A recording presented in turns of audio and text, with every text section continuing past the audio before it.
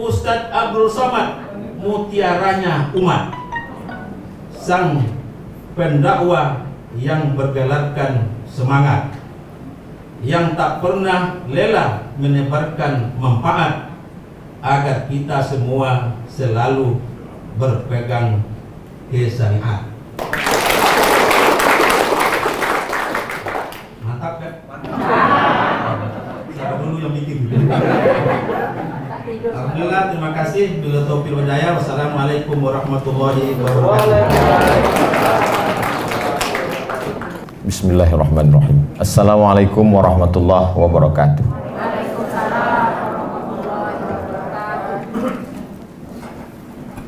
Anak raja pergi menyelam dengan perunggu.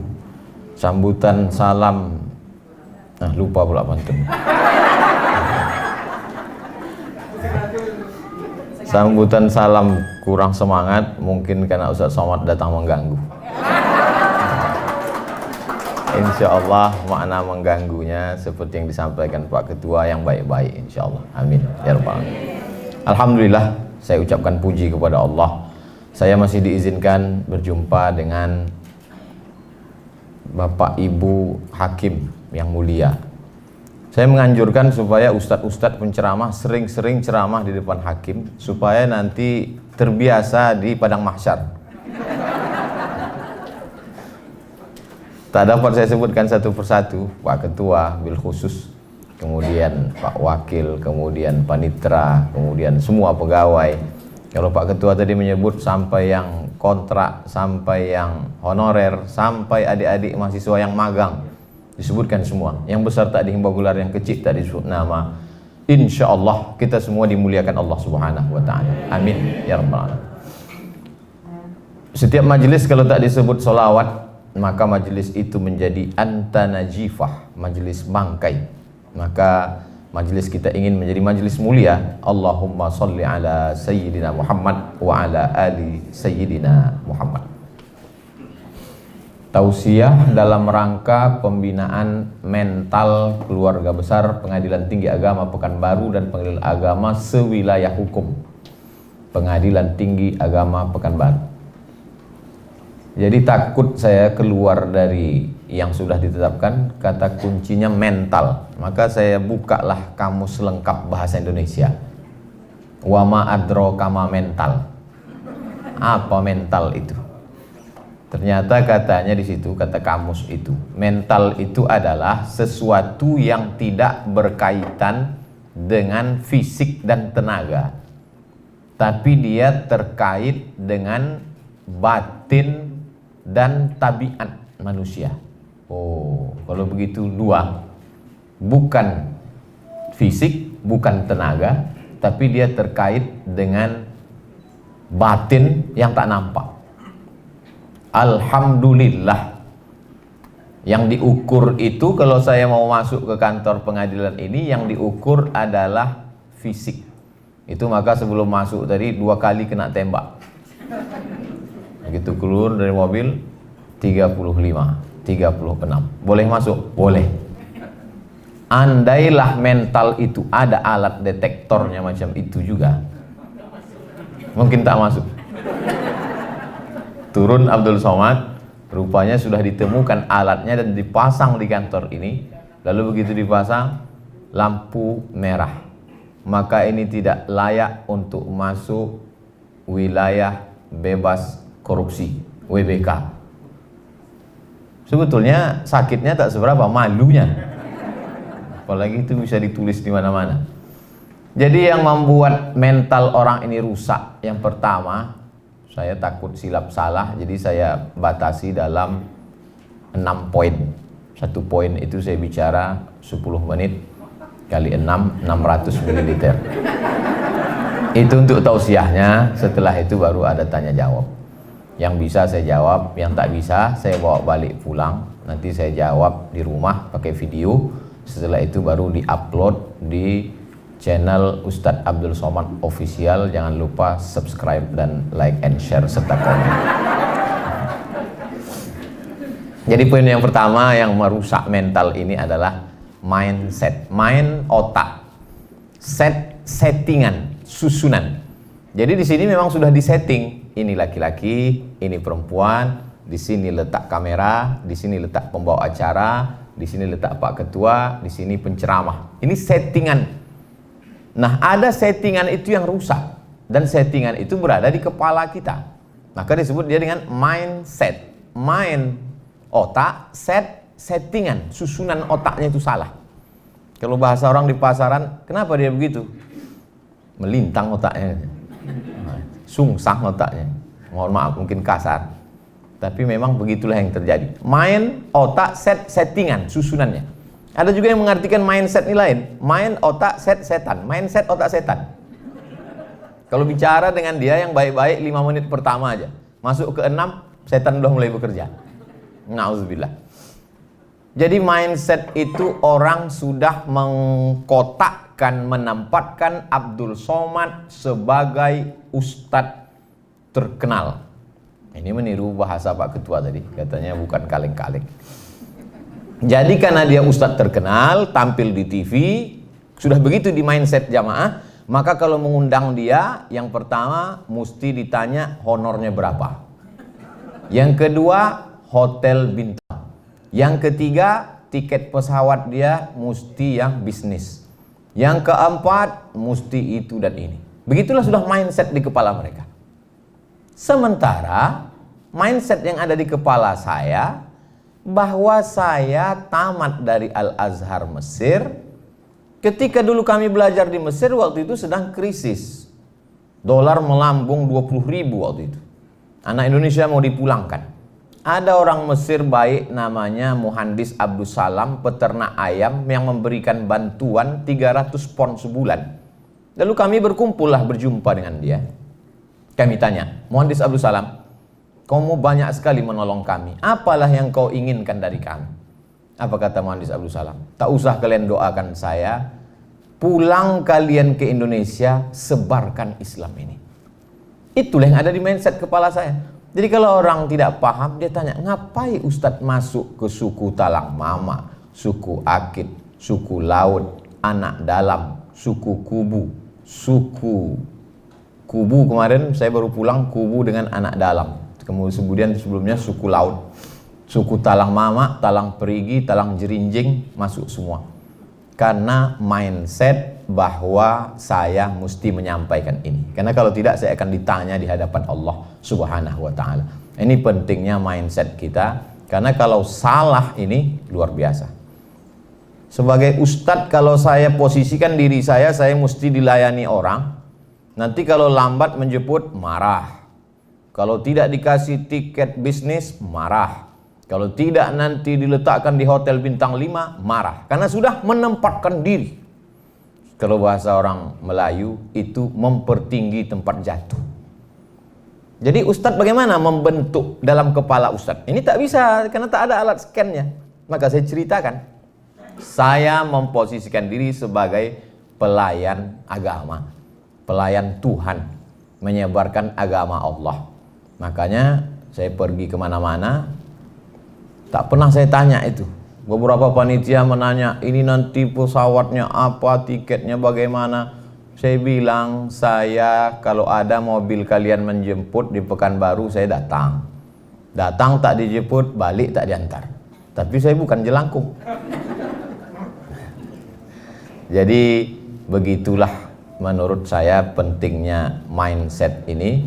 Karena kalau sudah kita posisikan diri kita salah berpikir akan membuat salah bicara. Salah bicara akan membuat salah bertindak.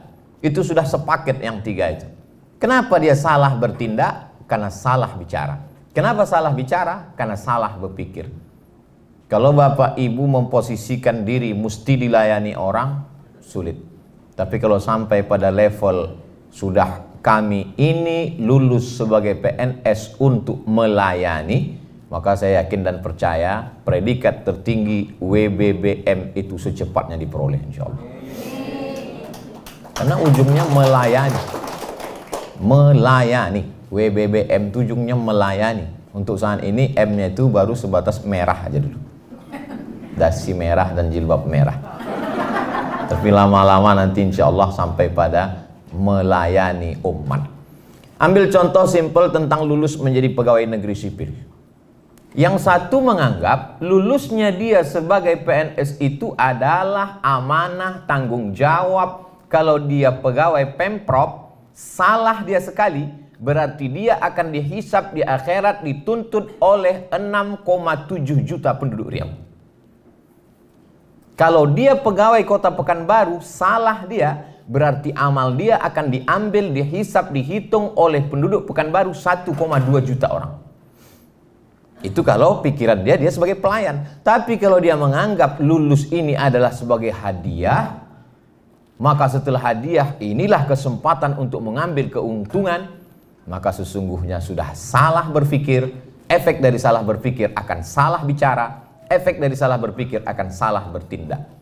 Jadi memang mindset ini betul-betul diluruskan, dan itulah yang selalu diulang-ulang dalam khutbah Jumat, dalam tausiah, bahwa kita ini adalah hamba Allah, bukan hamba harta, bukan hamba kuasa, bukan hamba apa-apa, tapi kita memang betul-betul memposisikan diri ini adalah sebagai amanah yang diberikan Allah Subhanahu wa ta'ala.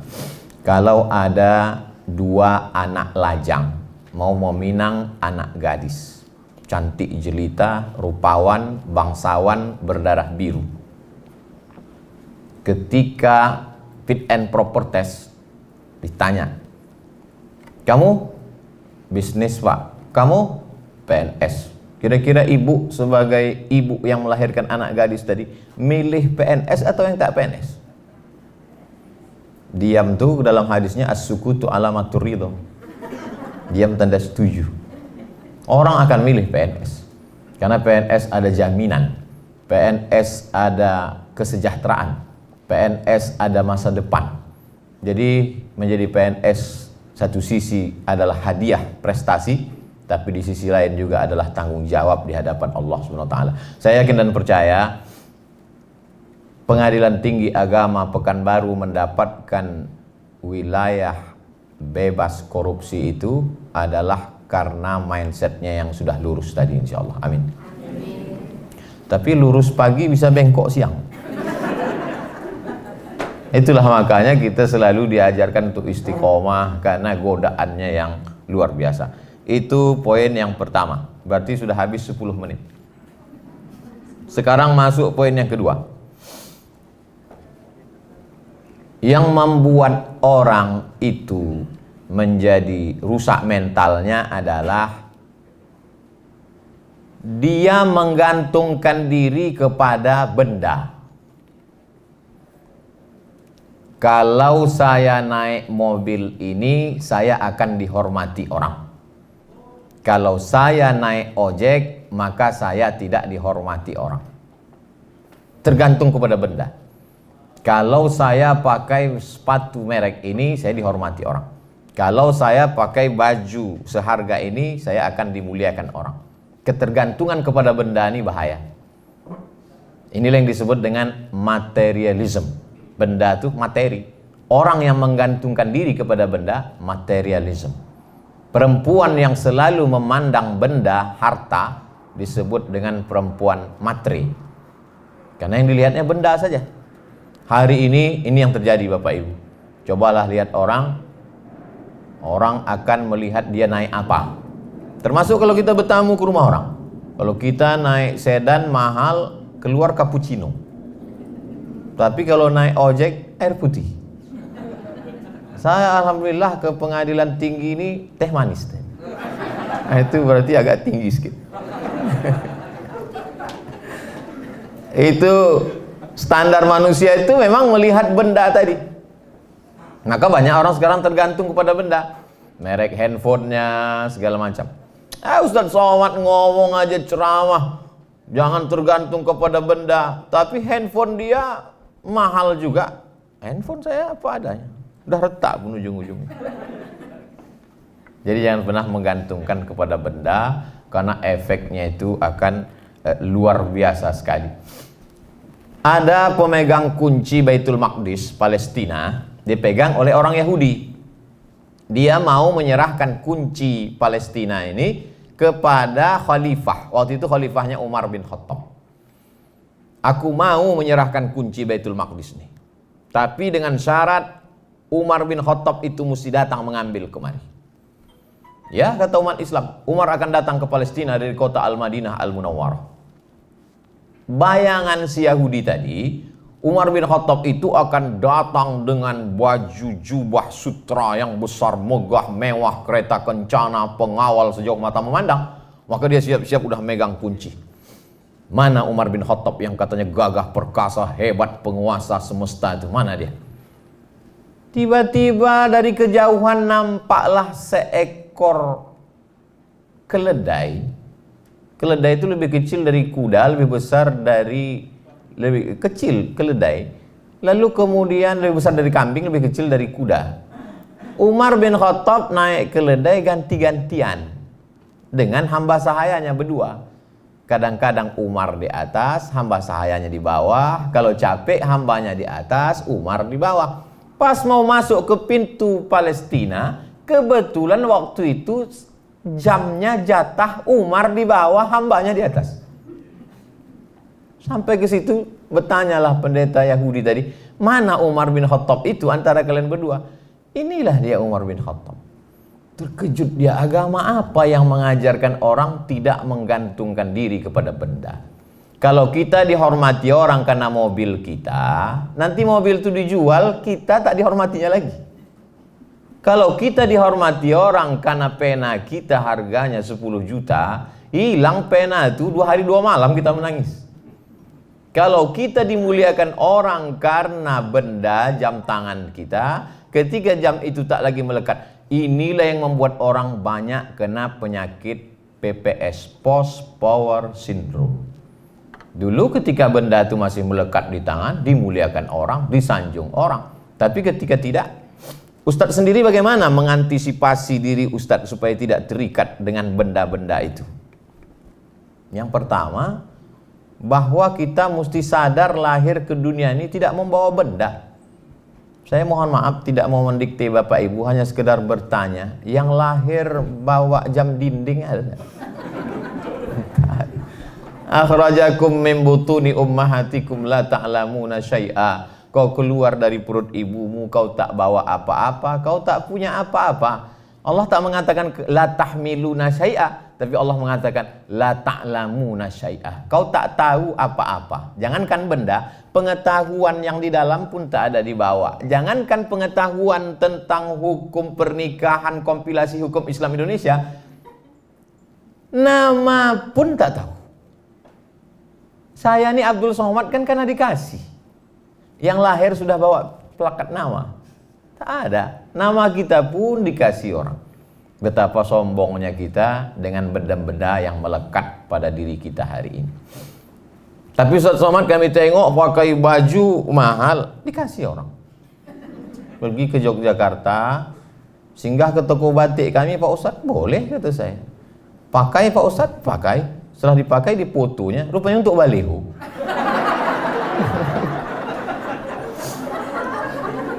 Pergi ke Jambi, jumpa Bupati Tanjung Jabung Timur. Kemarin, alhamdulillah Pak Ustadz, sekarang tak sanggup lagi penjahit-penjahit kami di kabupaten itu untuk mencetak batik-batik ini. Dulu tak laku Ustadz. Setelah kami pajang foto Ustadz baliho besar-besar, tak sanggup penjahit itu lagi, sekarang permintaan banyak. Alhamdulillah kata saya senang Pak Bupati. Tapi ada yang mau kami sampaikan Pak Ustadz. Apa tuh Pak? Royalti belum bisa lagi Pak Ustadz. Kalau kita terikat dengan benda, pergilah saya ke mall SK. Sampai di atas saya tengoklah harga baju 500.000. Oh, mahal ini. Turun saya ke lantai bawah, diskon 100 katanya. Saya beli yang 100. Saya beli 5 biji. Saya pakai. Dipuji orang, bagus ya kata dia. Di situ saya paham bahwa bukan bajunya, tapi yang memakainya.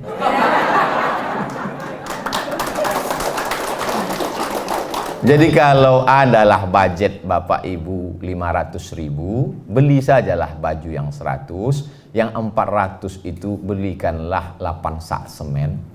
Itu lebih bermakna. Dan andai baju itu hilang, dicuri orang di jemuran, kita tak terlalu bersedih. Ustadz, baju Ustadz hilang. Alah 100.000. Kami sangka 500. Kalian aja baik sangka. Husnuzon. Keterikatan kepada benda-benda ini luar biasa Bapak Ibu. Saya terus terang di depan ibu-ibu kalau cerita gelang dengan cincin, takut saya ibu tersinggung. Tapi karena kita udah lama kenal, saya yakin tak tersinggung. Saya udah bolak-balik ke kantor nih. Adalah jamaah kita, kata dia gini, Ustadz, kakak kami itu waktu meninggal, cincin, gelang, subang, rantai, antingnya 1 cuci tangan. Kenapa? Karena dia menggantungkan dirinya pada benda. Kalau benda itu dia pakai, PD-nya naik. Kalau benda itu dia pakai, pergi dia undangan, mendongak dia. Tapi kalau benda itu tak ada, dia macam anak ayam kena minyak lampu. Kalau pernah Bapak Ibu menengok anak ayam. Lalu saya tanya, kemana? Mana sekarang ibu tuh? Meninggal Pak Ustaz. Allah maafillah warhamha wa'afiha wa'afanha. Di manalah gelang, cincin, rantainya itu sekarang? Habis dibawa lakinya Pak Ustaz.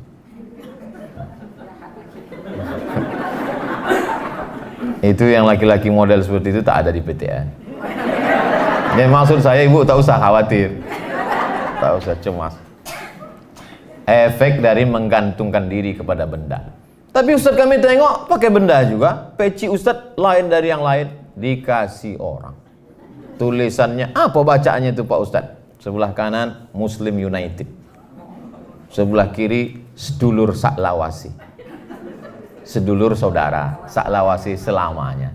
Kenapa bahasa Jawa? Orang Jogja ngasih. Cincin Pak Ustadz dikasih orang juga. Tengoknya saya batu. Saya kumpul-kumpulkan batu tuh hampir 200. Takut pula saya jadi penyembah batu.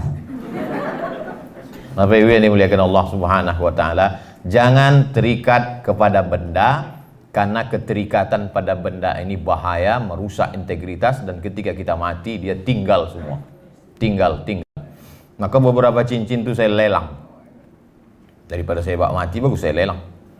Kami jual lah cincin batu rubi di Hotel Madani Medan depan Istana Maimun.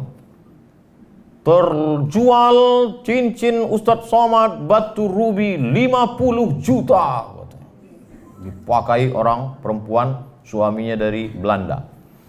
Pakainya. Mantap kata saya. Semua duit 50 juta ini untuk pembangunan pondok pesantren tahfiz Quran. Karena itulah yang akan mengalir. Dibaca orang Quran 1 hari, 2 juz, 1 bulan, khatam 2 kali, 1 tahun 24 kali. Itulah yang mengalir. Adapun kita pakai dia ke mana-mana, maka sesungguhnya keterikatan pada benda ini amat sangat merusak. Dari mulai harga baju, jam tangan, cincin, gelang, rantai, peci, mobil, dan lain sebagainya. Habis 20 menit. Yang ketiga, kita kalau ceramah di WBK itu memang mesti detail, karena tak boleh ada korupsi sedikit pun, termasuk korupsi waktu. Wah, itu luar biasa. Poin yang ketiga adalah jangan sampai cinta habis untuk makhluk Allah. Kalau sampai bapak menghabiskan cinta bapak untuk ibu, tiba-tiba ibu itu berpindah ke lain hati, gelap dunia ini Pak. Begitu juga sebaliknya, ibu jangan terlalu habiskan cinta ibu ke bapak. Karena kalau sampai nanti bapak ini direbut pelakor, wah ini judul ceramah Ustadz ini provokasi ini, merusak ini. Makanya dalam hadis dikatakan Habib habibaka haunamma asa ayyakuna baghidaka yaumamma. Benci dan cinta tempatnya sama-sama dalam hati. Maka berapa banyak orang pagi benci, petang sayang, petang benci, malam cinta, dan lain sebagainya. Maka habiskanlah cinta itu untuk yang bermanfaat buat Allah. Kenapa ibu cinta ke bapak? Karena dengan cinta ke bapak bermanfaat. Innama huwa jannatuki wa naruki. Nabi itu yang mengatakan, bukan Abdul Somad. Bu, kata Allah, innama huwa, bapak itu, jannatuki, bisa jadi surgamu, wa naruki, dia bisa jadi neraka. Jadi ibu cinta ke bapak, kenapa? Karena Allah. Cinta ibu sama bapak. So sweet Pak Ustaz. Apa dasarnya? Karena dialah surgaku, karena dialah nerakaku. Ibu bisa masuk neraka gara-gara bapak. Ibu juga bisa masuk surga gara-gara bapak. Jadi cintanya kenapa? Karena Allah. Pagi ini saya diminta untuk menasehati seorang ibu yang kehilangan anak sedang lucu-lucunya hafal Quran 5 juz umur 6 tahun. Apa pukulan tak berat itu? Diminta saya menasehati ibu itu sementara anak saya seumur itu juga. Saya khawatirnya kita nasehati orang, besok anak kita meninggal. Kadang ustaz-ustaz cash and carry ujian itu datang. Maka saya nasihati, ibu sayang kepada dia, tapi ada yang lebih sayang daripada ibu. Allah lebih sayang. Ibu sayang kepada dia, tapi sayang ibu hanya di depan mata. Ketika dia pergi sayang ibu. Allah tak pernah luput kasih sayangnya dengan dia. Allah sudah menuliskan bahwa dia meninggal khamsin alfasanah qabla an yakhluqas samawati wal ardh. Sebelum Allah menciptakan langit dan bumi 50.000 tahun sebelumnya, hadis sahih Muslim, Allah sudah menetapkan bahwa dia meninggal. Ibu sabar, maka ada amal yang lebih besar daripada jihad mati fisabilillah. Ada amal yang lebih hebat daripada membangun masjid. Ada amal yang lebih dahsyat daripada tawaf, sa'i dan umrah. Amal ini tidak perlu keluar duit, tak perlu keluar keringat, tak perlu keluar tenaga. Diam saja. Apa nama amalnya? Sabar. Makanya banyak juga bapak yang memakai ini. Mama, mau masuk surga? Mau pak? Sabar menghadapi papa. Ada amal yang luar biasa, tidak keluar duit, tak keluar darah, tak keluar tenaga, tak keluar keringat, hanya duduk saja. Sabar menerima ketetapan Allah Subhanahu wa ta'ala. Jadi memang cinta kepada anak itu yang membuat orang rusak integritas. Anak mau handphone baru, harganya 25 juta, gaji 5 juta. Istri pergi undangan, pulang dari undangan mata berkunang-kunang, gelap-gelap pandangan. Makan kambing tadi tidak, sop kambing tidak, gulai kambing tidak. Kenapa begini? Nampak tadi di tempat undangan tuh orang gelangnya besar betul. Cinta kepada istri membuat orang korupsi. Cinta kepada anak membuat orang rusak integritas. Terlalu sayang kepada suami, suami minta itu, minta ini, ibu juga mesti memberikan. Kau kan sudah kerja, aku yang mengizinkan kau kerja. Maka gajimu kalau kau mau masuk surga cepat kasihlah ke abang, beserta semua surat-surat tanahmu. Inilah semua salah satu efek dari kalau cinta kita habiskan. Orang jatuh cinta ini bisa gila pak. Laki-laki yang gila nih. Namanya Qais. Perempuan yang digila-gilakannya itu namanya Laila. Mohon maaf kalau ada Bu Laila. Maka disebut dia dengan Laila Majnun. Padahal yang gila itu Qais. Tak disebut Qais Majnun. Laila Majnun. Artinya tergila-gila kepada Laila. Sampai akhirnya datanglah orang bertanya kepada dia.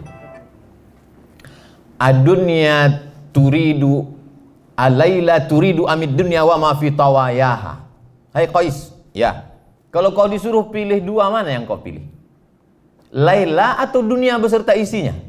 Ada dua pilihan ini. Ada dunia, ada Laila. Mana yang kau pilih? Dijawablah Qais.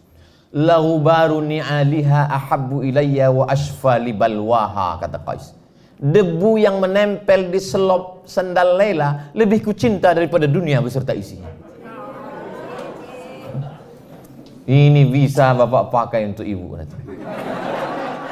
Bang, mana yang abang pilih antara dunia atau adinda? Kata bapak, debu yang menempel di sandalmu lebih menyembuhkan luka hatiku daripada dunia beserta isinya. Apa kata ibu itu menjawab? Itu kan ceramah Ustaz Somad. Dia tak tahu habis paket ibu itu gara Ustaz. Bapak Ibu yang dimuliakan Allah Subhanahu wa ta'ala. Jadi kalau cinta kepada Laila sampai bisa membuat gila, itulah yang membuat orang gila jabatan, gila cari duit, gila habis semuanya hanya untuk cinta kepada manusia, kepada anak, kepada makhluk, kepada yang lain-lain. Mau berangkat haji 20 tahun. Kalau mau berangkat cepat ONH plus. ONH plus paling murah 100 juta. Yang mau dibangkatkan ini orang tua. Karena cinta kepada orang tua, orang bisa masuk neraka. Makanya disebut berbuat baiklah kamu wa anfiqu min thayyibat, yang baik-baik saja. Berapa banyak orang di Indonesia untuk menyenangkan hati orang tuanya dia korupsi. Ya Allah, aku tahu korupsi ini haram, tapi untuk menghajikan emakku ya Allah. Kata malaikat, saya enak otak kau aja, kata dia. Makanya dalam hadis itu udah dikunci, innallaha thayyibun, Allah tuh maha suci, la yaqbalu illa thayyiban. Dia tidak menerima kecuali yang suci-suci saja. Yang tak suci tak diterima Allah. Kau sedang apa tuh? Mencuci. Mencuci itu baik, tapi ternyata airnya air kencing. Mana bisa mencuci pakai air kencing? Mencuci mesti pakai air mutlak, air suci, tahir. Berwuduk dengan air tahir mutahhir, suci dan mensucikan. Kalau tidak, maka tak diterima. Saya mohon maaf juga kepada Bu Suci kalau ada yang menonton. Habis 30 menit. Poin yang keempat. Poin yang keempat, kalau kita mau jaga integritas ini adalah bahwa semua yang kita makan itu akan menjadi darah daging. Gaji, pendapatan. Ustaz Somad, yang kami keluarkan zakat ini apakah gaji saja Pak Ustadz? Semua, saya bilang. SPPD, uang sifat, uang tunjang, uang sundul, uang tanduk. Total semua dapat 10 juta, 2,5%, 250 juta. 1 juta 25 ribu, 1 juta 25 ribu, 10 juta 250 ribu. Dapat 100 juta, 2 juta setengah. Dapat 1 miliar, 25 juta. Semangkok nasi lemak. Saya tak setuju kalau nasi lemak Pak Ustaz. Oke, ketupek gulai paku. Tak usah kita permasalahkan masalah ini. Lalu kemudian semangkok bakso dibeli dari duit haram, disuap dengan doa Allahumma barik lana fima razaqtana wa qina azabannar. Berubah dia ayyuma lahmin, setiap daging di badan, nabata min haramin, dia tumbuh dari yang haram, fannaru aulabih, tempatnya api neraka. Turun Abdul Somad dari Masjid An-Nur, tegak di bawah, di atas timbangan. Timbangan duduk. Jamaah-jamaah silakan naik. Wah, tentu Ustadz duluan. Ustadz tuh selalu terdepan. Pas giliran undangan makan, Ustadz dulu. Pas timbangan, Ustadz dulu. Begitu juga waktu saya masuk ke rumah sakit umum Arifin Ahmad. Masuk ke ruang ICU. Saya dulu dipakaikan mereka baju. Masuk. Bapak tak masuk, kami di luar aja Pak Ustaz. Begitu saya keluar saya tanya, kenapa saya aja masuk? Disitulah penyakit menular tuh Pak Ustaz. Sampai hati jamaah. Naiklah saya ke atas timbangan tadi. Rupanya di atas timbangan tuh ada 10 knot. Diletakkan kaki jari-jari ini, langsung keluar ada datanya.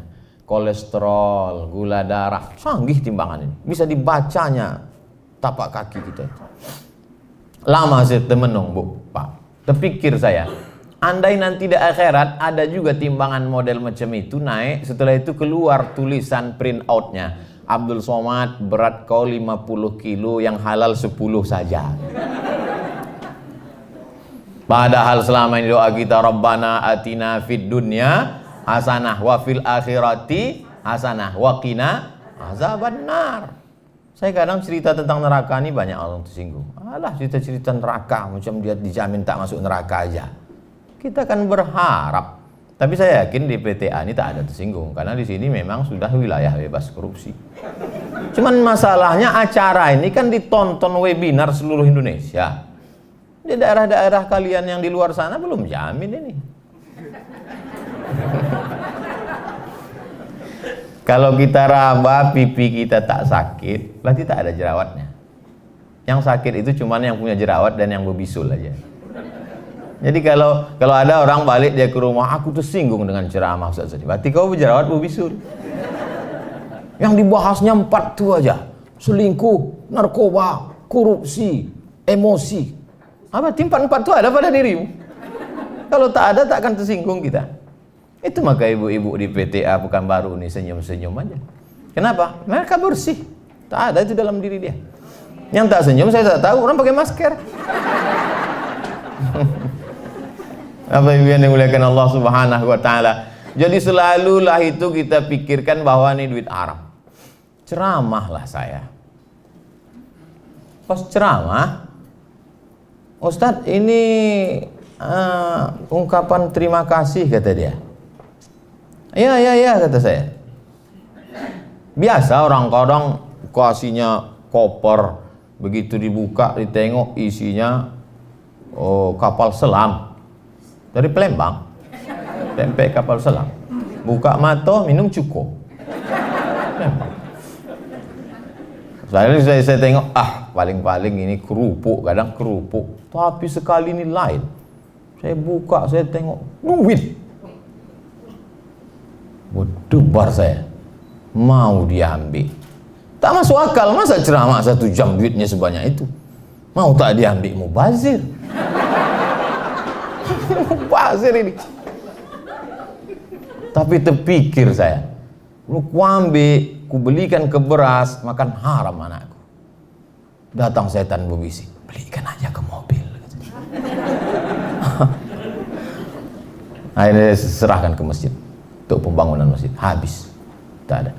Makanya saya pribadi tak ada. Aku bayangan orang, coba tengok situ tulis, oh Ustadz Somad, ada Ustadz rumah orang dari emas dindingnya. Tidak. Kenapa? Karena saya selalu berpikir bahwa kalau saya mati nanti, dan memang saya yang meletakkan almarhumah emak ini ke liang lahat, saya langsung. Saya letakkan ke liang lahat, saya ambil tanah bulat-bulat itu letak ke tengkuknya. Karena kalau tak diletakkan tanah di tengkuk itu, jasad itu terlentang lagi. Diletakkan di tengkuk, hadapkan muka. Orang meninggal tuh Bu, meninggal tuh Pak, hidung ini ditempelkan ke dinding. Ini dinding, hidung tuh tempel. Bapak Ibu kalau mau merasa di liang lahat, nanti malam tidur letak di dinding. Tempat tidur saya menempel ke dinding. Jadi kalau saya tidur malam, saya menghadap ke dinding, hidung saya tempelkan ke dinding. Beginilah aku mati nanti liang lahat. Supaya kita ingat betul. Kadang ceramah ini tak masuk lagi ke telinga, termasuk saya. Siapa mau menceramahi saya? Sengaja saya pakai topi, pet, pakai baju kaos, datang saya mau mendengarkan ceramah. Kita ini tak boleh hanya menceramahi orang, kita mesti dengar ceramah. Supaya tahu kita rasanya diceramahi orang. Jadi saya mau mendengar lah ini. Dengar. Apa kata pengurus masjid? Karena kebetulan hadir bersama kita Ustadz Abdul Somad, maka kami mintakan supaya memberikan kultum. Astagfirullah. Saya tak pakai peci, saya bilang. Pakai peci saya. Ini buka tapi pakai peci. Pecinya tak masalah, baunya yang luar biasa.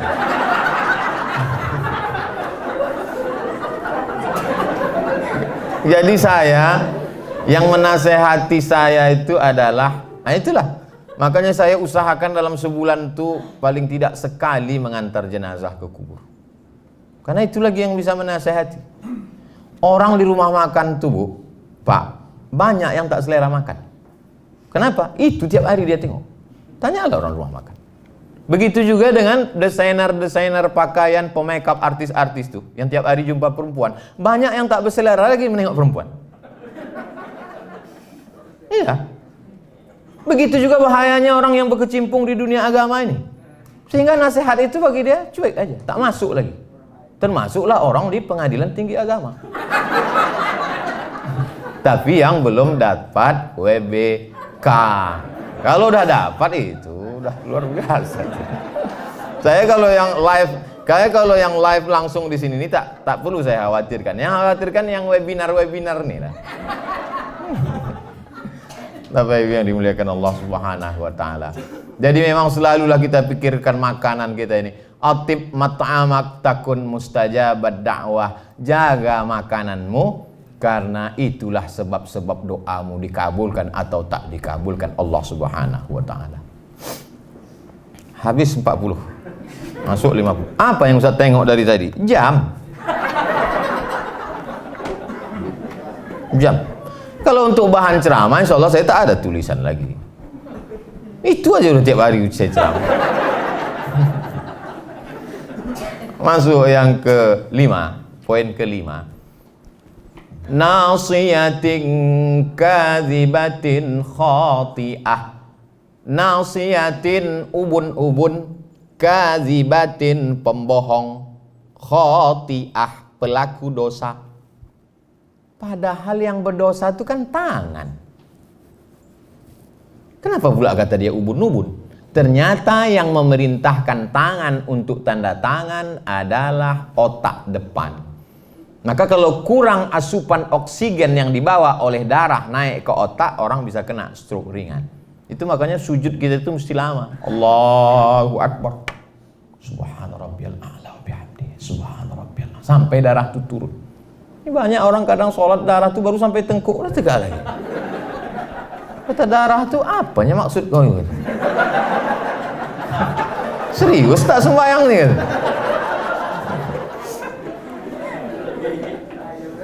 Itu maka Bapak Ibu sehat-sehat, segar-segar. Padahal tugas di PTA ini berat. Kenapa? Karena sujudnya sempurna. Subhana rabbiyal a'la wa bihamdihi. Banyak orang sujud itu macam stempel pos. Tuh, mentang-mentang tempat kerja dia pakai martil, cepat dia buat. Ini berpengaruh luar biasa darah ini. Nausiyatin ubun-ubun, kazibatin pembohong, khotiatin pelaku dosa. Padahal yang melakukan dosa kaki, padahal yang melakukan dosa tangan, padahal yang melakukan dosa mata, padahal yang melakukan dosa telinga, yang melakukan dosa maaf kemaluan. Tapi kenapa dikatakan ubun-ubun? Karena semua perintah itu datang dari ubun-ubun. Maka kalau khawatir handphone kita itu disadap orang, ditelepon. Ini siapa yang memerintahkan ini? Ubun-ubun. Sini atasan. Jangan ubur-ubur. Ubun-ubun inilah yang memerintahkan. Itulah makanya ketika kita wudhu itu yang diusap kepala, ubun-ubun, ambil air. Mazhab Syafi'i, ubun-ubun. Saya kalau ceramah buka topi, itu tujuannya untuk mempraktikkan langsung. Yang kedua untuk ngasih tahu saya tak gundul. Yang gundul jangan tersinggung. Tak ada niat mau menyindir. Jadi itulah makanya kepala itu diusap. Dan ternyata kata pakar otak, saya pernah didudukkan satu majelis dengan pakar otak. Kalau saya pakar di bidang otak-otak. Pakar otak didudukkan sama saya membahas ayatnya, dia membahas otak. Kata dia, otak kita nih Pak Ustadz, itu di-scan satu hari 5 kali. Ada alat scannernya. Subhanallah, Masya Allah. Sama macam ajaran Islam. Satu hari kita men-scan kepala 5 kali. Subuh, zuhur, asar, maghrib, isya. Itu yang jamaah webinar. Adapun di PTA, tahajudnya, duha. Itu maka mereka mendapatkan kedudukan yang mulia, yang terhormat, yang luar biasa. Jadi setiap saya mengatakan itu bisa jadi doa, belum terwujud. Jadi kalau saya berdoa untuk saudara saya, dikirim Allah malaikat. Apa kata malaikat? Amin, kabulkan doa orang ini, walaka misluh, maka kau dapat sama seperti yang kau doakan. Lalu apa bentuk efeknya terhadap makanan tadi Pak Ustadz? Apa pula yang merubah integritas kita? Maka sesungguhnya segala yang kita makan mempengaruhi cara berpikir otak kita. Jangan heran kalau ada ketemu orang isi otaknya kotor terus, gara-gara makanannya kotor, berefek ke kepala. Makanya saya kalau diajak orang makan, itu saya tengok-tengok dulu orangnya. Saya tengok.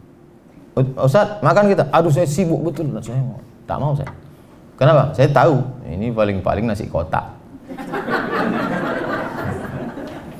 Ceramahlah saya di bank konvensional. Saya kalau diundang ceramah konvensional, saya tetap datang. Tapi makanan, duit yang dikasih tak. Kasihlah kue kotak. Saya sedang puasa sunat.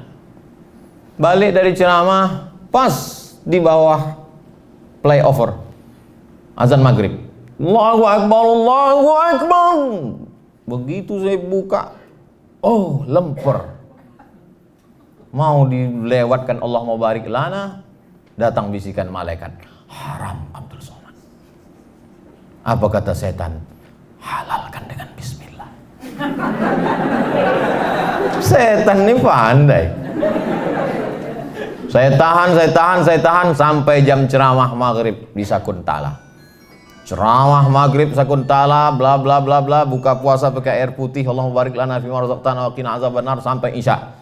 Habis Isya tanya jawab, panjang pula tanya jawab lagi daripada pengajian. Habis itu pulang. Nanti enak nih makan kerang rebus di jalan Nangka.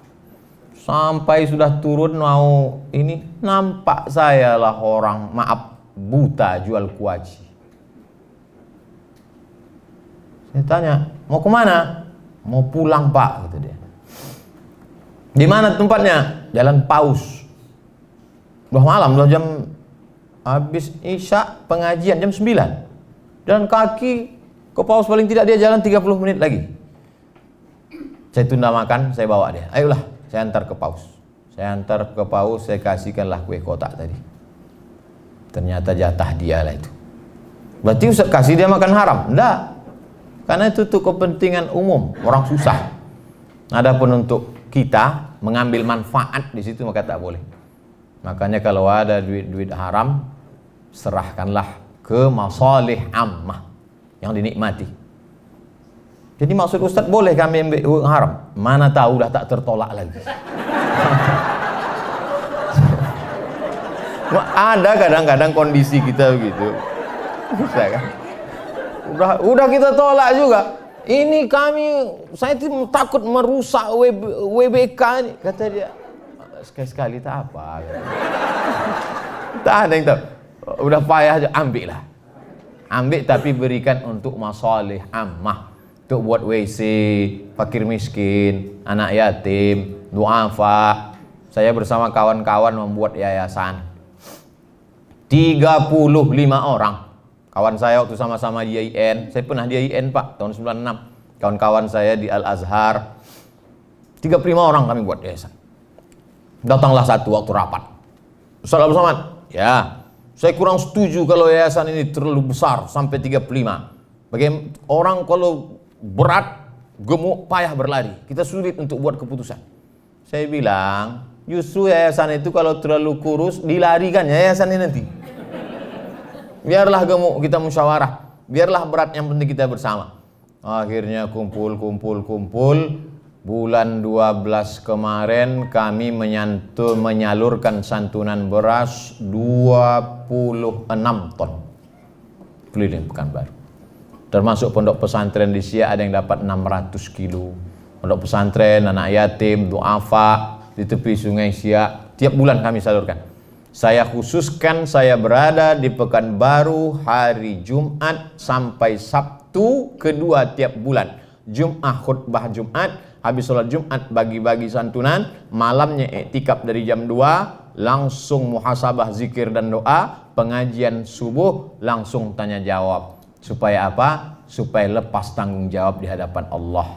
12 kali khutbah, 12 kali iktikaf, 12 kali sholat subuh pengajian, 36 titik untuk kota Pekanbaru. Jadi tak ada alasan orang mengatakan apa itu Abdul Somad, Ustadz terbang hinggap lebih banyak terbang daripada hinggap. 36 titik untuk tahun 2021 dari Januari sampai Desember itu untuk kepentingan bersama. Jadi kalau ada nanti ada komen-komen di Instagram, di YouTube, Ustadz Abdul Somad kok nggak ada pengajian di Pekanbaru? Kau tak datang. Bapak Ibu yang dimuliakan Allah Subhanahu wa taala, itu menjaga bagaimana jangan sampai nasiyatin kadzibatin khati'ah. Yang terakhir, yang keenam. Saya yakin ceramah saya ini ditonton oleh seluruh yang mulia, yang hakim-hakim. Mudah-mudahan ada satu di antara yang 6 ini dimasukkan ke tes CPNS. Mengapa yang ditanya ubun-ubun? Kata dia. Yang terakhir adalah kita bisa menjaga integritas kita kalau ada orang lain yang membantu kita. Tak bisa sendiri. Makanya Nabi Muhammad SAW itu ada yang tua Abu Bakar, ada yang muda Umar, ada yang remaja Ali, ada yang orang kaya Utsman, ada yang perempuan Asma, membawakan makanan ke atas ketika mau hijrah. Mesti ada orang lain. Rabbi shrah li sadri, lapangkan dadaku, wa yassir li amri, mudahkan urusanku, wahlul 'uqdatam min lisani, lancarkan bicaraku, lidahku supaya jangan patah-patah, supaya aku ngomong itu sampai ke hati orang. Waj'al li waziran min ahli, kasih aku penolong. Nabi Musa ini, Nabi Musa aja minta penolong, mesti ada kawan menolong. Kasih aku penolong. Siapa itu? Haruna akhi, Harun saudaraku, katanya. Jadi Bapak Ibu di kantor ini udah tak perlu lagi, karena udah ada ya doa Nabi Musa. Harun akhi. Betul. Masuk saya ke ruangan Pak Dr. Harun SHMH, saya tengok piagam penghargaan dari Menpan. Kalau orang dihargai oleh institusinya sendiri dari atasannya biasa. Tapi kalau kementerian pendayagunaan aparatur negara dari semua dinas, institusi, lembaga negara diberikannya itu kan prestasi luar biasa. Kenapa tak ada yang bertepuk tangan?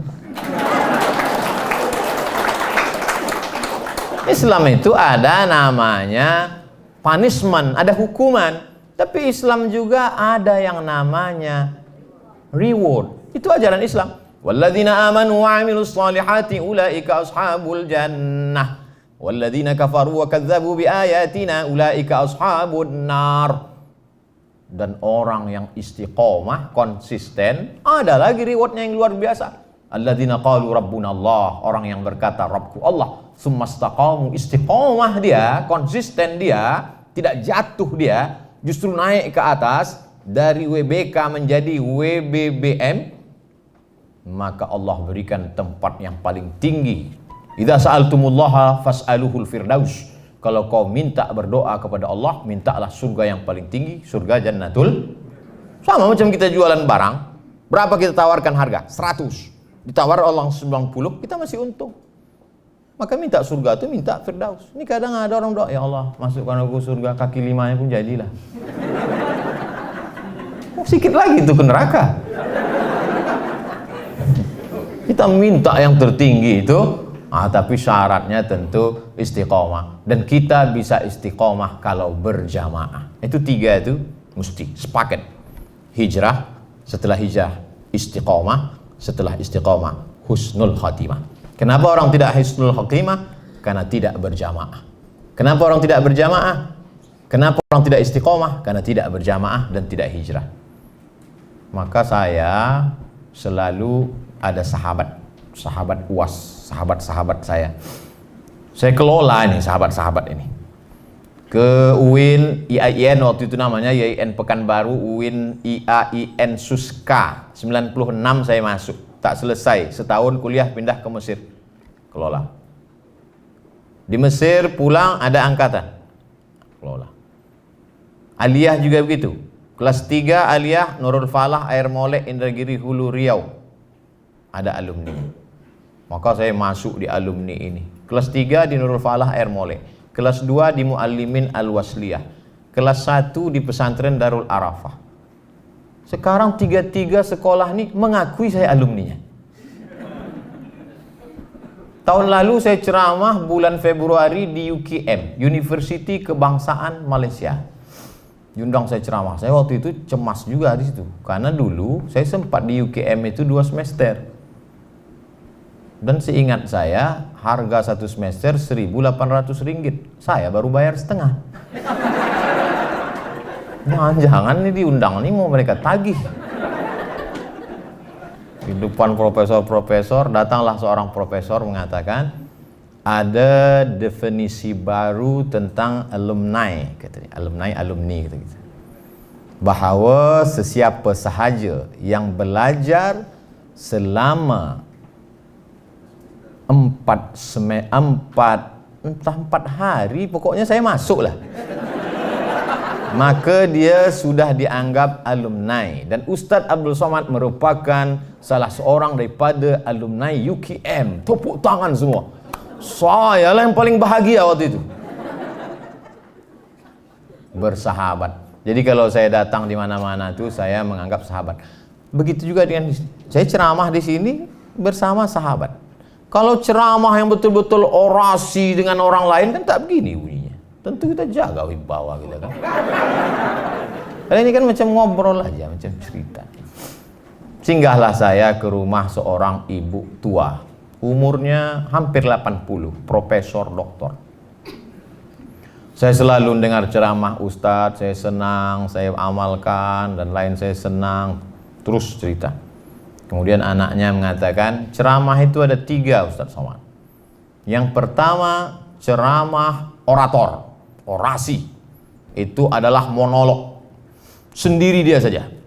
Yang kedua adalah ceramah yang model drama. Dihafal teksnya, lalu dia seperti orang di atas pentas sedang berdrama.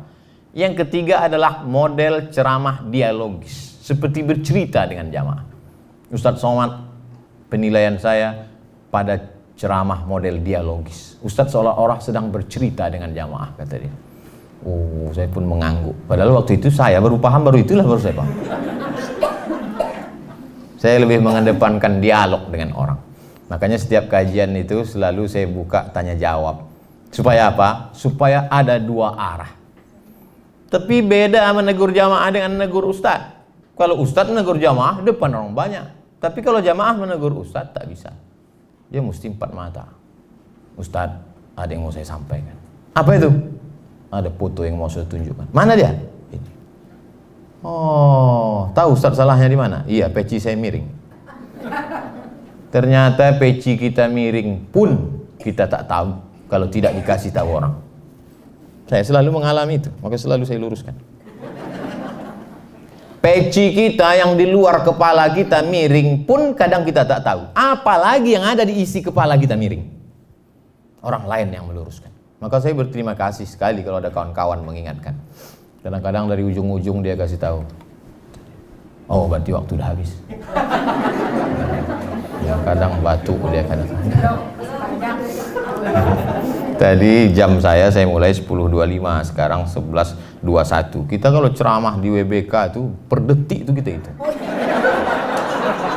nah hisapnya itu halus. Maka saya tadi sampai kemari jam 9:30. Acara jam 10:30 sudah datang. Saya dulu waktu mau baru pulang, Bu, Pak, pulang dari Mesir. Dulu kami ketika belajar di Maroko, tempat saya belajar namanya Darul Hadis. Itu kalau kita jalan di belakang dosen, duluan dosen itu masuk kelas, dikuncinya. Yang di belakang dia tak boleh masuk. Maka begitu pulang saya jadi dosen di UIN, saya terapkan itu. Masuk saya kunci. Saya aja sendiri di dalam.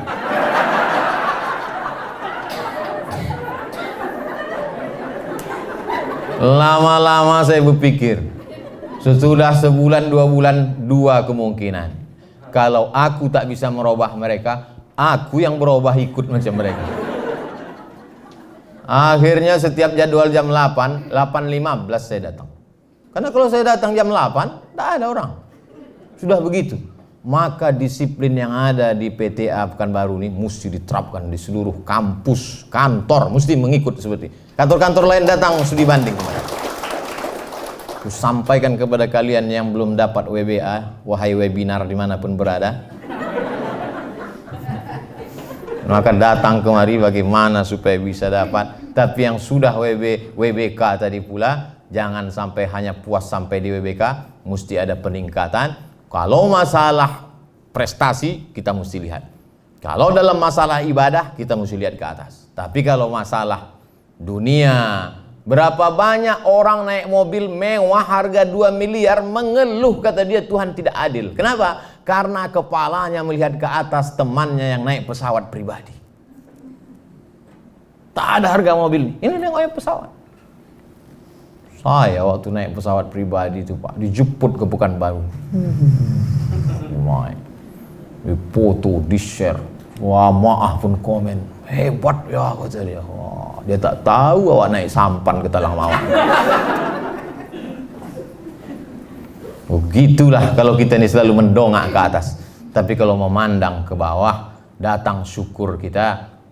Orang tidak akan sampai pada derajat syukur kalau dia tidak pernah mau melihat nikmat Allah Subhanahu wa taala kepada seluruh berbagai macam jenis model manusia. Saya termasuk orang yang susah menangis. Banyak orang menangis, sikit-sikit menangis, sikit-sikit menangis. Saya susah. Makanya pernah saya disuruh membimbing i'tikaf. I'tikaf itu kan mesti menangis malam. Udah saya muhasabah, ya Allah, begitu banyak, tak ada menangis. 10 menit udah tak ada menangis. Lama-lama menangis saya, kenapa orang ini tak bisa menangis? Ya Allah, kenapalah orang ini tak menangis? Akhirnya menangis juga orang. Saya cuma susah menangis. Tapi ada masanya saya ceramah di Panam. Itu memang dari mulai masjid itu sampai pulang tak berhenti tangis. Maaf, beribu maaf. Putus 2 tangannya. Putus, tapi doanya lama. Pas di depan saya dia sholat. Hancur hati saya menengok. Kenapa tangan dia putus tapi doanya panjang? Tanganku lengkap, berdoa di bahkan tak berdoa lagi. Kanan kiri pur ke kantin.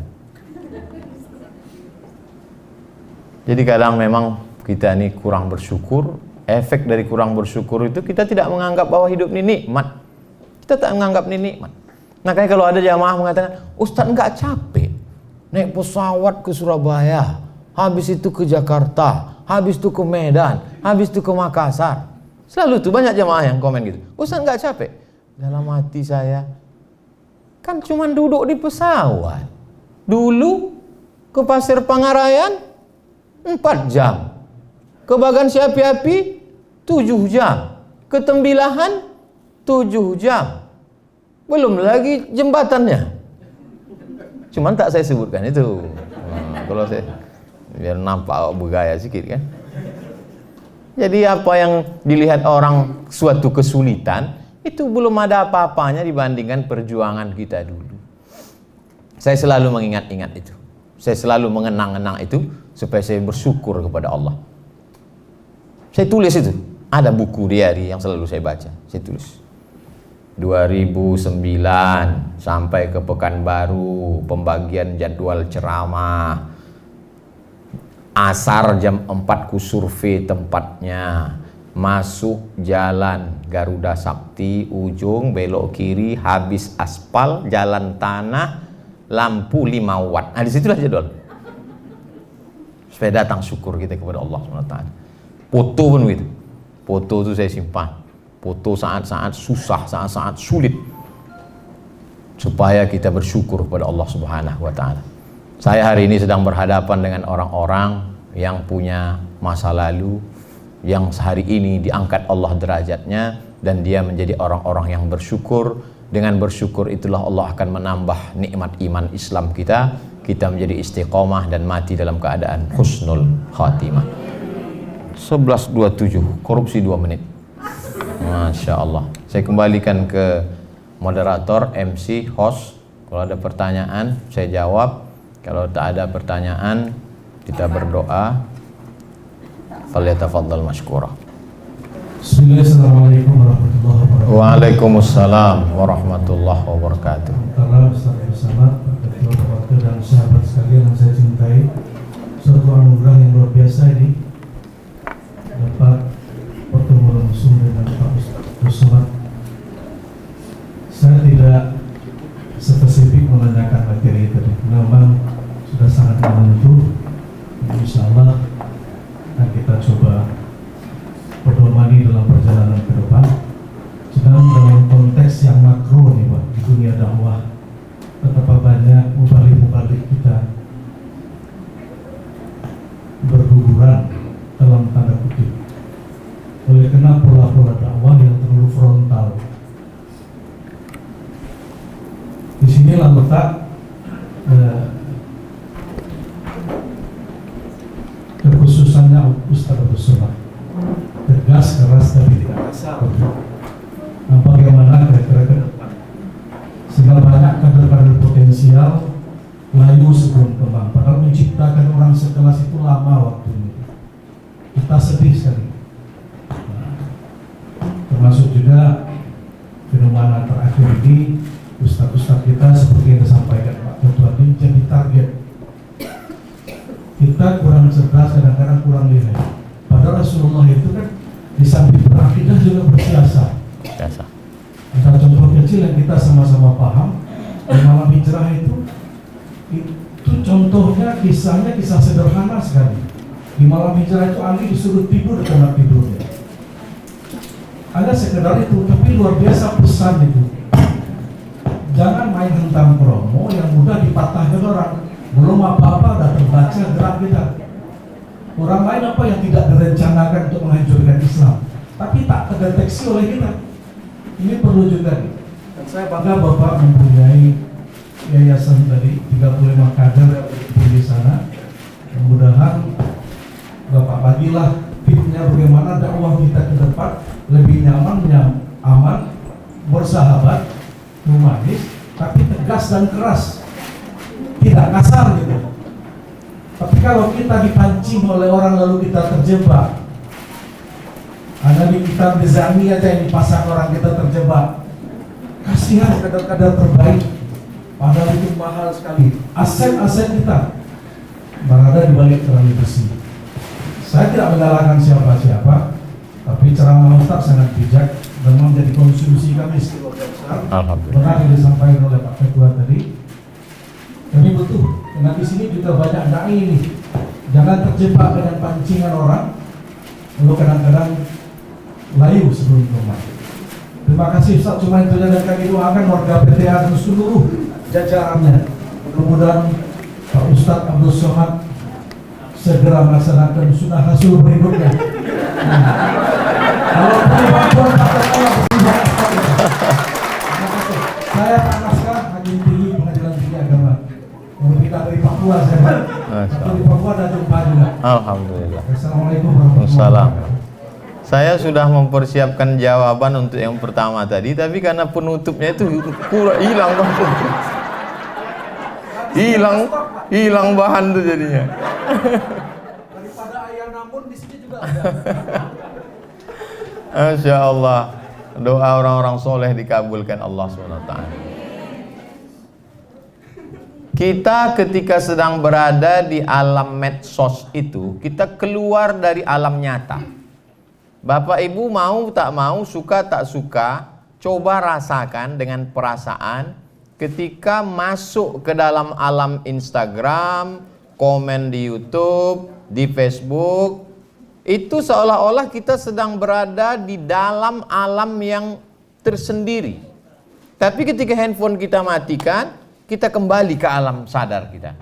Jadi banyak kita yang terpicu, terpukau, tersihir dengan medsos, lalu kemudian keluarlah sumpah serapah antah berantahnya, dan jejak digital amat sangat kejam. Memang saya selamat itu karena pertolongan Allah, karena doa-doa orang-orang soleh, doa-doa termasuk Bapak Ibu, pemimpin-pemimpin yang adil. Tapi juga tidak terlepas dari ikhtiar kita sebagai Ahlus Sunnah wal Jamaah. Di antaranya saya tidak pernah menyebut nama, tidak pernah menyebut partai, hanya menyebut sifat, hanya menyebut tabiat. Itu maka sulit orang untuk tapi saya tak mau takbur, bisa jadi nanti keceplosan terlepas pula kan.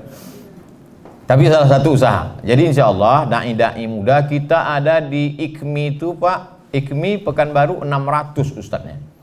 MDI 1000. Jadi MDI dan Indonesia sudah 1600. Belum lagi IKADI, kemudian Muhammadiyah, Nahdlatul Ulama, belum lagi ustadz yang tidak terikat dengan organisasi. Maka bisa jadi ustadz di Pekanbaru 3000 ustadz dengan jumlah penduduk kota Pekanbaru 1.200.000. Jadi perlu memang pelatihan supaya selamat dari jeratan hukum, selamat dari UU ITE, selamat dari macam-macam.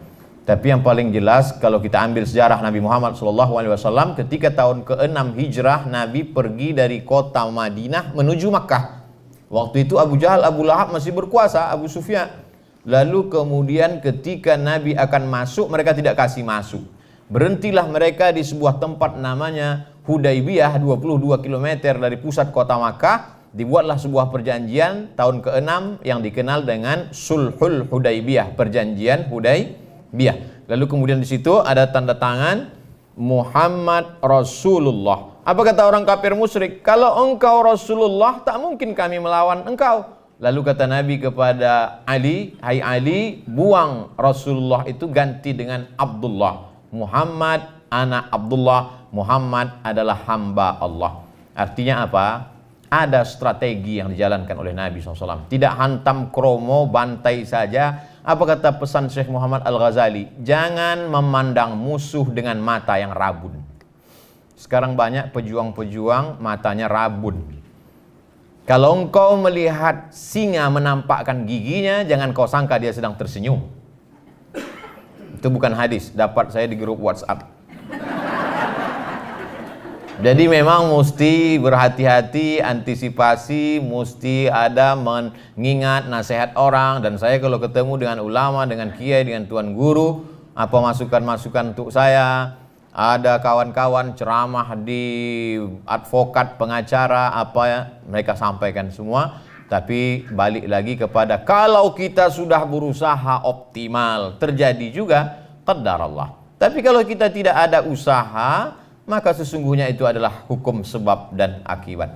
Jadi pertanyaan Bapak sekaligus juga sebagai pengingat untuk saya, supaya kita menjalani ini, intinya hidup ini tidak pernah ada selesai as-sira' bainal haqqi wal batil, antara hak dan batil. Itu sudah sunnatullah. Ada Kabil, ada Habil, ada Musa, ada Fir'aun, ada Ibrahim, ada Namrus, ada Nabi Muhammad SAW, ada Abu Jahal, Abu Lahab. Bapak Ibu, kalau kebetulan ada teman yang kira-kira selalu mengganggu, katakan begitu. Aku sabar menghadapi engkau, karena memang sudah begitu dari dulu. Ada Kabil, ada Habil, ada Musa, ada Fir'aun, ada Namrus, ada Ibrahim, ada Nabi, ada Abu Lahab, ada aku, dan ada kau. Terima kasih, jazakumullah khairan.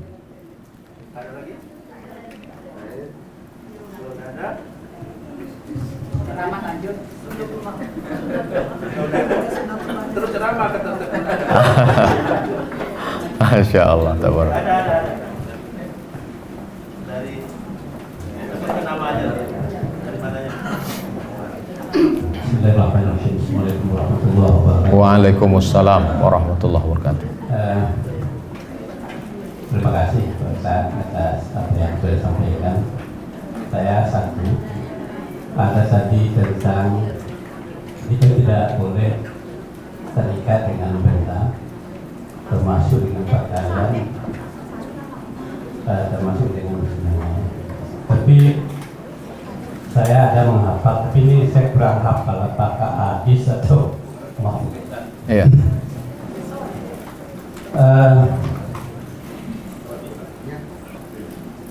Luhusukum kiramukum qabla al-yurus, ulumukum kiramukum ba'da al-yurus.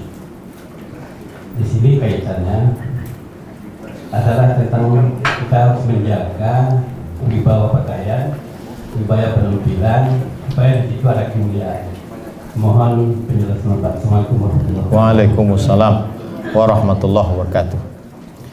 Libasukum kiramukum qablal julus. Pakaian kamu adalah kemuliaan kamu sebelum duduk. Andai saya datang ceramah ke PTA ini tadi, pakai celana jeans, pakai baju kaos, pakai helm, naik motor. Saya parkir ke depan, saya masuk ke dalam, lalu saya sapa, "Assalamualaikum guys." Kira-kira menurut fikih salahkah itu?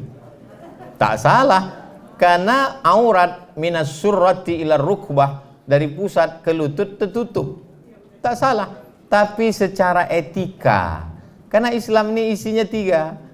Yang pertama akidah, yang kedua fikih, hukum halal haram, yang ketiga adalah akhlak.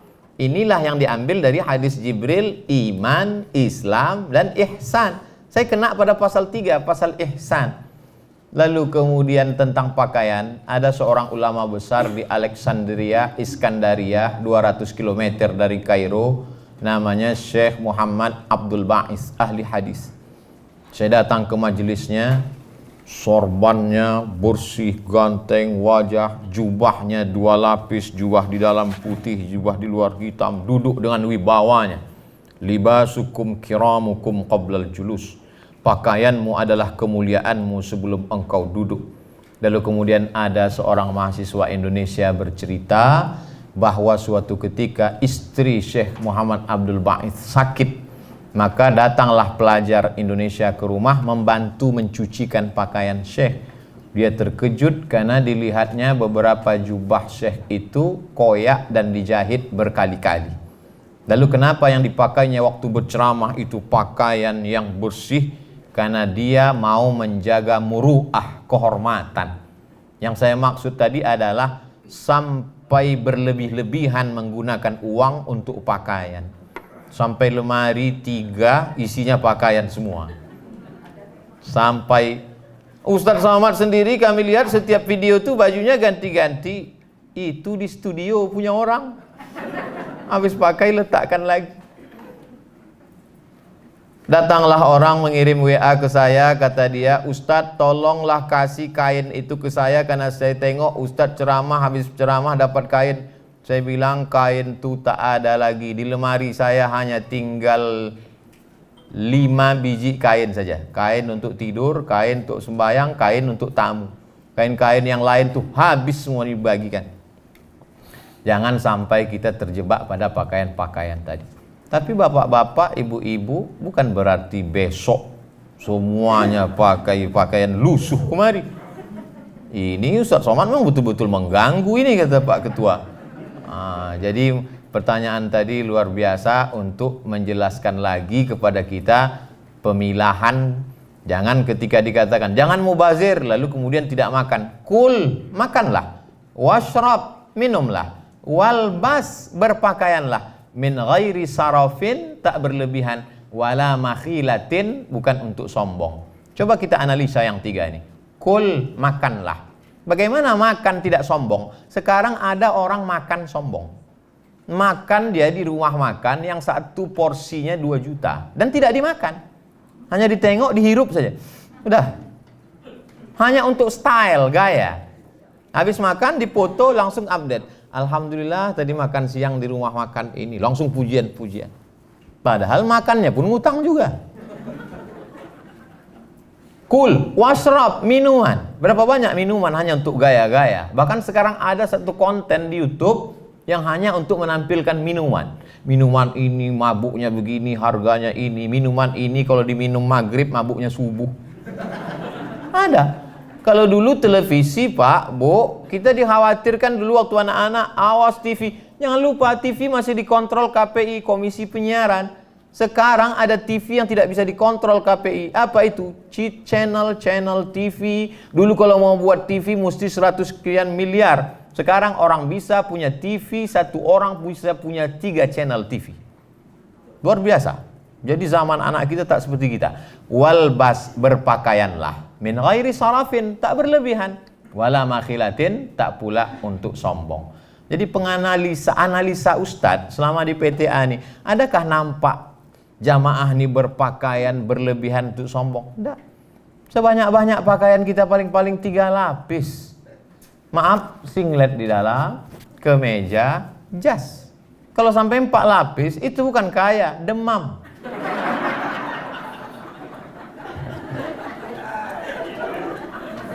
Ketika Bapak berpakaian bersih, rapi, maka sesungguhnya Bapak bukan sedang menjaga diri Bapak, tapi Bapak sedang menjaga korps, menjaga PTA, menjaga wibawa. Makanya kalau saya ceramah, saya pakai pakaian yang bagus, topi yang bagus, yang kira-kira orang. Tapi kalau saya sedang tidak ceramah, saya pakai sandal jepit, saya pakai celana training, saya pakai baju biasa, makan saya di pinggir-pinggir jalan. Saya dengar orang tuh berbisik, mirip Ustaz Somad gitu. Saya nyetir sendiri, saya jalan sendiri. Karena saat itu saya sedang tidak membawa ayat, saya tidak sedang menjaga wibawa saya. Karena yang saya jaga ini bukan Abdul Somadnya. Yang saya jaga ini bahwa saya membawa isi ceramah saya itu. Nah, jadi kalau bisa kita pahami itu, maka kita berpakaian tetap sama macam ibu. Oke, jilbab merah sehingga semua menengok merah mata orang. Semangat. Pakai das, pakai jas. Wallahu a'lam bishawab. Libasukum kiramukum qablal julus adalah kata-kata hikmah. Baik disampaikan, tapi tak kita nisbatkan ke Nabi sallallahu alaihi wasallam. Wallahu a'lam bishawab. Ini Pak Ustadz yang saya tanyakan, sebagai seorang istri yang bekerja setiap hari, apakah wajib mencium tangan suami setiap pergi kerja?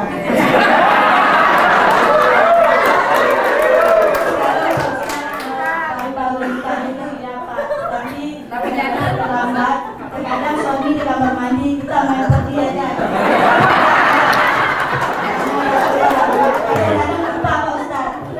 Masya Allah. Betul. Berapa lama saya pernah cium tangan tersebut?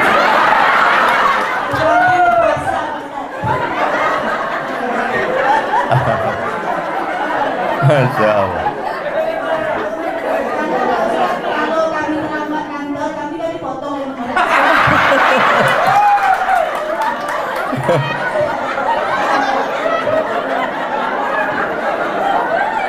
Masya Allah.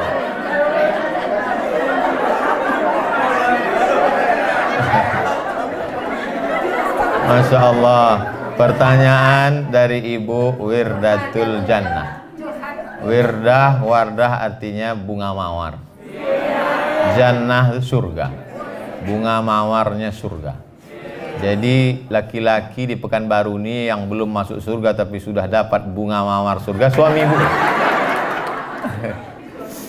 Jadi kalau kita lihat ayat yang dibacakan disuruh kuah baca, wa'ashiruhunna bil ma'ruf. Tidak disebut wa'ashiruhunna bil hasan, wa'ashiruhunna bit tayyib, wa'ashiruhunna bil khair. Tapi disebutnya wa'ashiruhunna bil ma'ruf. Ma'ruf diambil dari kata urf. Urf artinya tradisi. Bagaimana menghormati orang menurut tradisi di daerah itu, begitulah. Jadi saya ceramah di Kalimantan, turun dari airport dikasih mereka golok panjang. Saya tak tanya, saya pegang aja, saya tak tanya. Masa kita profesor bertanya kan? Nampak betul bodoh kita kan? Saya pegang aja. Lalu di depan tuh ada dua orang membawa tebu hitam. Lalu dia kasih tahu, Ustadz, potong tebu ini sekali mesti putus. Kecil lah, kita banyak menebas di Riau. Saya potong. Lalu kemudian saya pergi ke Sumatera Barat, disambut yang punya rumah makan sederhana, disambut dengan tari-tarian. Sebelum itu mereka datang membawa sirih, bawanya tepak. Saya duluan, saya ambil satu sirih itu, saya masukkan. Pedasnya minta ampun. Pas giliran ke samping gubernur, bupati, dia ambilnya ujung aja sedikit. Wow, tak tahu. Kok tahu tentu sedikit aja. Tapi udah tetelah, udah tekunyah kan. Itu namanya senyum pedas. Lalu kemudian sampai ke Papua, turun pesawat di Sorong. Sampai di Sorong, disambutlah saya, dikasih piring besar, gambar burung kasuari, ada saya simpan sekarang di rumah. Disuruh saya menginjak piring itu. Dari potong tebu di Kalimantan, tarian di Sumatera dengan makan daun sirih, menginjak piring besar, substansinya sama. Apa itu? Begitulah menurut local wisdom, kebijaksanaan lokal untuk memuliakan tamu. Cuman caranya. Nah, hampir kesepakatan seluruh dunia bahwa mencium tangan itu adalah bentuk penghormatan. Jadi ketika ibu dulu mencium tangannya, maka sekarang juga cium. Karena ketika ibu berubah, maka hatinya juga akan mengalami perubahan untuk menerima respon itu. Ketika tak dicium, dalam hatinya, mentang-mentang aku udah lisut gitu.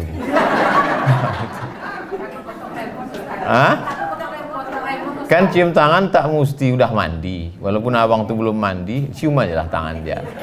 Bang, aku belum berangkat dulu. Ini tentang masalah cium tangan. Hampir sepakat semua suku di Indonesia bahwa mencium tangan itu adalah salah satu bentuk kemuliaan. Tak boleh mencium tangan orang karena jabatannya. Adapun mencium tangan karena kemuliaannya, karena ilmunya. Suami dicium karena dia pemimpin. Ar-rijalu qawwamuna 'alan nisa. Dia pemimpin. Ulama begitu juga. Lalu kemudian tentang masalah sarapan. Saya tak mau ceramah ini dibenturkan dengan remon. Nah, kalau kita berangkat kerja jam setengah, masuk wajib jam 7. Setengah 8. Jam 8. Oh, tak ada alasan untuk tak masak sarapan. Azan subuh di Pekanbaru jam 5 lewat sekian. Habis itu dia bisa masak, bisa sarapan. Lalu kemudian tak ada alasan ketika lambat. Kenapa lambat? Memuliakan suami, ceramah Abdul Somad. Saya juga yang kena. Saya tak mau dijadikan landasan. Banyak ibu-ibu yang mendengar ceramah saya, dijadikannya ceramah saya sebagai landasan atas segala kesilapan kekeliruan dia. Dan banyak pula laki-laki kalau jumpa sama saya, dia foto, dia simpan 10 foto. Ketika suaminya, istrinya bertanya, abang di mana? Sama Ustaz Somad. Kita belajar agama adalah mencari kebenaran, bukan menjadikan agama sebagai pembenaran terhadap kekeliruan kita. Sehingga agama itu kita jadikan sebagai stempel legalisir. Salah kita dua. Pertama, kita salah. Yang kedua, kita membenarkan kesalahan kita. Ala hadhihin niyah, untuk niat yang baik-baik. Wa kulli niyatin salihah. Al-Fatihah. A'udzu billahi minasy syaithanir rajim. Bismillahirrahmanirrahim. Alhamdulillahi rabbil alamin arrahmanir rahim maliki yaumiddin iyyaka na'budu wa iyyaka nasta'in. Ihdinas siratal mustaqim siratal ladzina an'amta 'alaihim ghairil maghdubi 'alaihim waladdallin. Amin. Allahumma salli ala Sayyidina Muhammad wa ala ali Sayyidina Muhammad. Allahumma inna natawassalu ilaika bisirril Fatihah. Kami mohon kepada Engkau ya Allah dengan kemuliaan surat Al-Fatihah, dengan kemuliaan Nabi Muhammad SAW, antaqdi hajatina, tunaikan segala hajat-hajat kami ya Allah.